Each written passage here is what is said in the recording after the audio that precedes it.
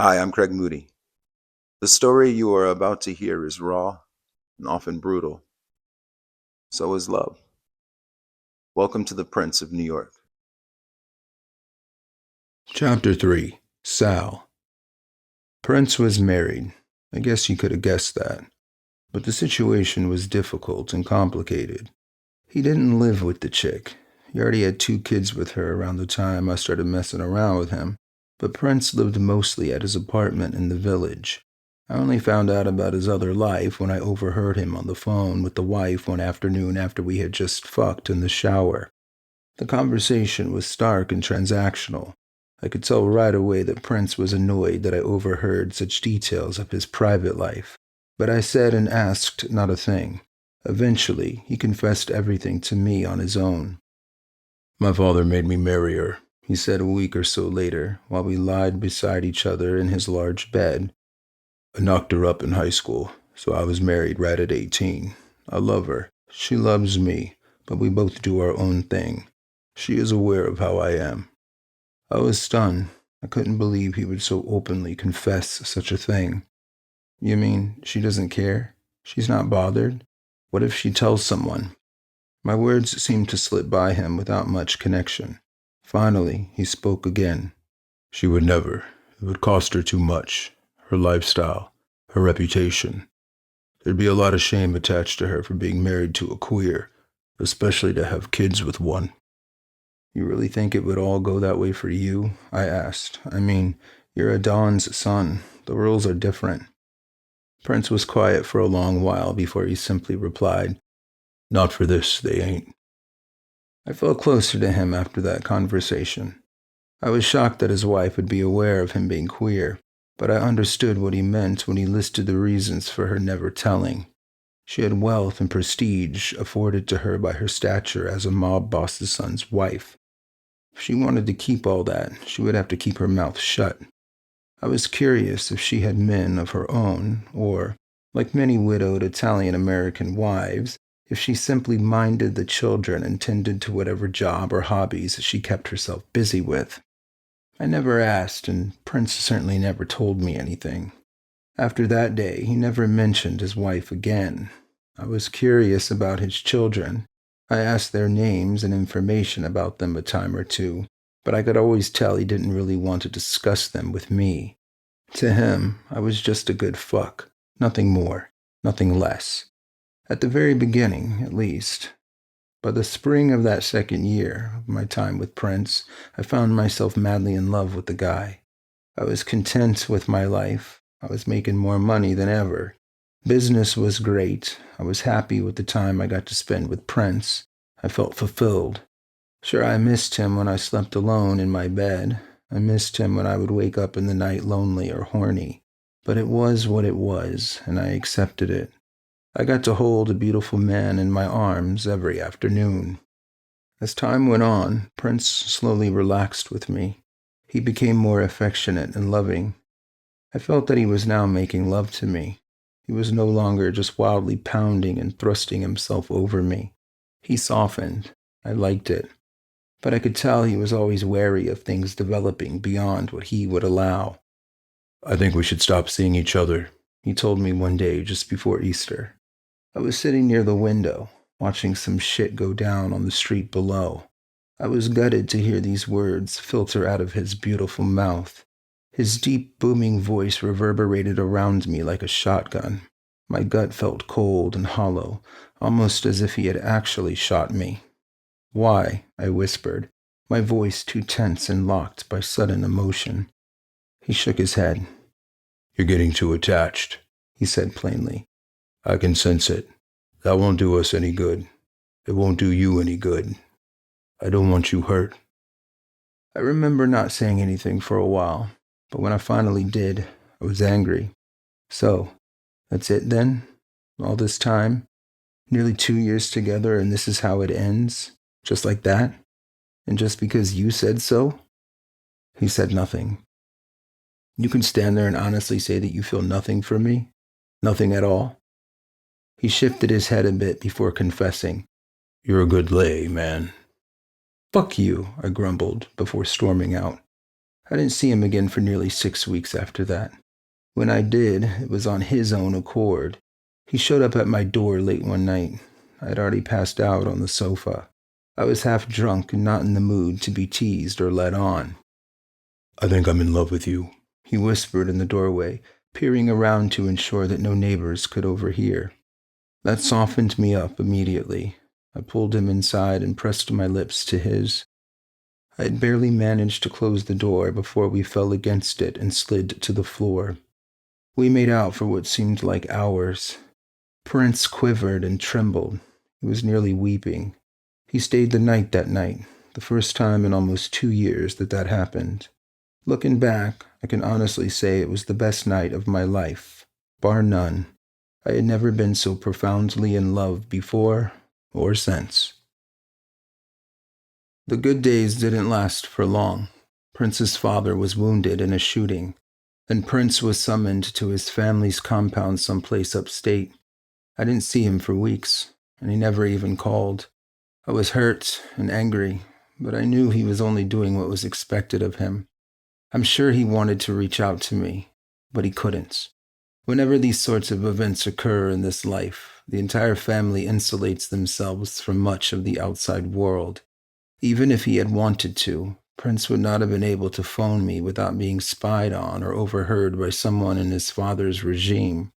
I knew this, but it didn't make the pain any less or easier to handle. The mind always has a hard time explaining things to the heart. When he finally reappeared, he was different. The time caring for his maimed father had changed him. He was colder, meaner, and more serious than ever before. Fucking went back to fucking. No more making love. I felt like nothing more than his hand. I was a mere vessel for his pleasure. He didn't give a shit about me or how I felt. Not then, anyway. For whatever reason, he just disappeared one day. I later found out that he had returned home to his wife and kids. They had a house out in the Jersey suburbs. He phoned me just once, told me everything was over before hanging up without a single sound or further information. I cried my eyes out that night, like a fucking baby. I cried that way for weeks, months. I was a wreck. I was missing drops and fumbling business affairs. It got so bad that my captain pulled me into a meeting with the Don himself. My captain reamed me while the Don just listened. I was ashamed and devastated. Everything seemed to be falling apart for me. My career, my love life. Even my fucking cat, who I had had since I was around 14 or so, got sick and died. That was one of the darkest times in my life. I'm surprised I didn't get into the junk then. That came later, but I drank myself into drunken stupors at least once or twice a week. But other than that, I just existed, sad and lonely in my little bubble of the world. My captain soon noticed that there was still something wrong with me. I had improved my focus on the job, but I was quiet, despondent, almost comatose. "What the fuck is up with you lately?" he asked. "Did some bitch up and break your heart?" I've seen that look in a man's eyes before. It can only be caused by a broken heart. Only one look contains that kind of pain. He was right, but it wasn't a bitch. It was the prince. If only he knew. I brushed it off as just not feeling well, but the captain was wise. He knew better. He knew something was up. "Whatever it is," he warned, "don't let it interfere with what we got going on here. The Don has you on his radar, and not for a good reason. Now is not the time to fuck things up. Keep your home life shit back at home." I nodded in agreement and said nothing. It was pointless to argue with him. He was the kind of guy who was right no matter what, no matter the arguments, no matter the evidence against his case, or no matter the stone-cold facts of whatever. He was right. You were not. The end. And if you had a problem with that, he had about 17 ways to get you to come around to his way of thinking. It was well into the summer when Prince finally contacted me again. He was drunk, and it was obvious. He slurred his words, but he kept confessing his love for me. He said something about his wife taking the kids to Vermont to see her parents. He asked me to come and visit him at the house in Jersey. I resisted at first, but eventually I gave in. I loaded up the Plymouth for the weekend and headed out of the city. I rarely left New York in those days. I existed on the island of Manhattan or one of the various boroughs as if they were the only places on the planet. As far as I was concerned, they were. They were the only places worth my time and presence as far as I cared. New Jersey was beautiful. Prince owned an old farm estate in the countryside. He owned acres of land. There was a barn, stable, tennis court, swimming pool, and even an extended garage for an array of collectible cars. The prince had done well for himself, surely a beneficiary of his father's wealth and success. But some mob bosses were strict about flash and excess. It invited unwanted attention. But the prince didn't seem to get this memo. He lived like a rock star. I was impressed, and he knew it. I think it turned him on. I felt weird about sharing the bed he shared with his wife. Pictures of her and the kids were everywhere. I had to block them out, especially when we had sex. I didn't want to think about his other life, his position as both a father and husband. I was certain he was a better father than he was a husband, but it still bothered me, nonetheless. In my mind, Prince belonged with me. We were a couple. We were together. His wife was a phantom enemy for me, as much as my conscious mind understood the situation. Still, I hated the bitch and often thought of ways of taking her out. Now, of course, I would never act on such a thing, but it was fun to think about. I knew for sure he was fucking her while living there with her, a thought that drove me fucking insane. After just 3 days in Jersey, Prince sent me home. I saw tears well up in his eyes as he watched me reverse down the driveway and onto the road that would lead me to the interstate and back to New York. I didn't see him again until the autumn. But by that time, I had a new man in my life. Another Guinea, a cute guy named Vinny. Vinny was a little gym rat. He spent all his time in the gym, pumping iron. We had a good thing going till I caught him at the gym, blowing one of the other meatheads. I beat them both until my fist marks became bulging, swollen masses all over their faces and bodies. Both men were unrecognizable when I was through with them. Naturally, no cops were called. They both knew who I was and what I represented. It was the risk one took when being personally and intimately involved with a mob guy. Vinny came around a time or two not long after, trying to apologize. I told him to fuck off both times. After the second time, he did, and I never saw him again. I later heard that he overdosed on a mix of cocaine and steroids. The 80s took a lot of guys in that way. They jacked themselves so full of powder and juice that their hearts would literally explode. I can't say I felt bad for the guy. What kind of fucking idiot does that to themselves? Still, Vinny did play a small role in my history, in my life, so he's worth mentioning here. When Prince came back around, I was doing a lot better. I was drinking less.